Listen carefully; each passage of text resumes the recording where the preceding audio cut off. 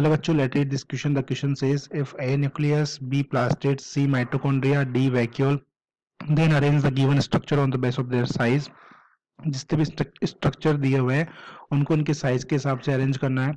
सो की कंसेप्ट जो होगा इसका वो होगा organelles of the cell. Organelles of cell के जो ऑर्गेनेलीज है उनके स्ट्रक्चर के बारे में बात करेंगे. एक करके समझेंगे. पहले फर्स्ट जो ए दिया हुआ है वो क्या दिया हुआ है? न्यूक्लियस. कौन सा दिया हुआ है? न्यूक्लियस. न्यूक्लियस की साइज की बात करें तो टिपिकल न्यूक्लियस की जो साइज होती है वो होती है 5 to 25 माइक्रोमीटर. कितना होगा? माइक्रोमीटर जो है इसका डायमीटर होता है इन डायमीटर. जो डिफरेंशिएट होता है 5 पार्ट्स के अंदर डिफरेंशिएट होगा. पहला तो होता है इसका अंदर न्यूक्लियर एनवलप, दूसरा न्यूक्लियोप्लाज्म, तीसरा न्यूक्लियर मैट्रिक्स, फोर्थ होगा क्रोमेटिन और फिफ्थ होता है इसका न्यूक्लियोलस. फिर दूसरा जो है प्लास्टिड दिया हुआ है. प्लास्टिड की साइज जो होती है वो वेरी करती है सेल टू सेल. जो प्लास्टिड होते हैं वो क्लोरोप्लास्ट के अंदर पाए जाते हैं. हायर प्लांट्स के अंदर जो प्लास्टिड की साइज होती है 4 से 10 माइक्रोमीटर की होती है. सो प्लास्टिड की बात करेंगे. प्लास्टिड के अंदर जो हायर प्लांट्स होते हैं उसमें इसका जो लेंथ होती है वो 4 से 10 माइक्रोमीटर की होगी इन लेंथ. जो लेंथ होती है 4 से 10 माइक्रोमीटर का होगा. और जो विड्थ होगी वो होगी 2 से 4 माइक्रोमीटर इन विड्थ. किसके अंदर होती है? हायर प्लांट्स के अंदर होती है इन हायर प्लांट्स. फिर सी जो बात करते हैं, सी क्या दिया हुआ है? माइटोकॉन्ड्रिया दिया हुआ है. इसका भी जो साइज है वो वेरी करता है सेल टू सेल. जो माइटोकॉन्ड्रिया जो है उसकी जो लेंथ होती है वो 1.0 से 4.1 माइक्रोमीटर उसका लेंथ होगा. और डायमीटर जो होगा 0.2 से 1 माइक्रोमीटर तक होगा. तो 1.0 से 4.1 माइक्रोमीटर इन लेंथ. एंड जो डायमीटर होगा वो कितना होगा? 0.2 से 1 माइक्रोमीटर तक इसका जो डायमीटर होता है वो होगा डायमीटर. देन डी दिया हुआ है.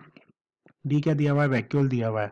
अब वैक्यूल जो होता है वो भी वेरी करता है cell to cell. Plant cell के अंदर लार्ज सेंट्रल वैक्यूल जो होता है वो प्रेजेंट होता है 90% वॉल्यूम को ये क्या करता है? कवर करके रखता है. जबकि एनिमल सेल के अंदर 2 स्मॉल वैक्यूल प्रेजेंट होते हैं.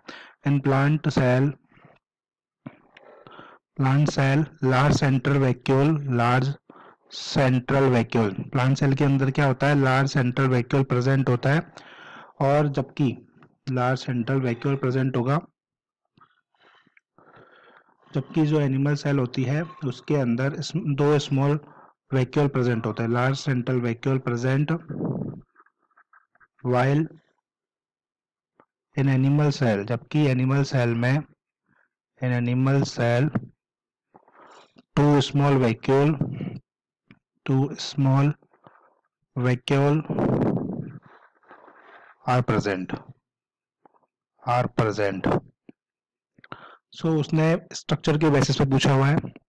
स्ट्रक्चर के बेसिस पे बात करें तो वैक्यूल का कोई साइज 90% जो वॉल्यूम कवर कर रहा है, डेट मीन सेल जो बड़ी होती है उसका 90% वॉल्यूम. तो सबसे बड़ा क्या हो जाएगा इसमें? डी सबसे बड़ा हो जाएगा.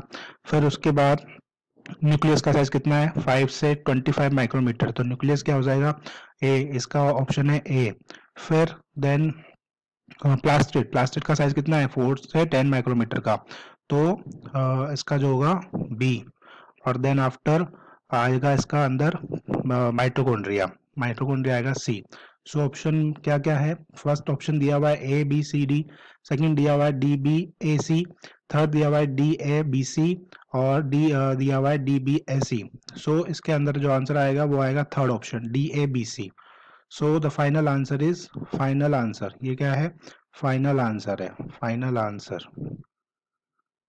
क्या क्या? पहला जो है इसके अंदर वैक्यूल के बाद है न्यूक्लियस के बाद है माइटोकॉन्ड्रिया, सॉरी प्लास्टिड के बाद है माइटोकॉन्ड्रिया.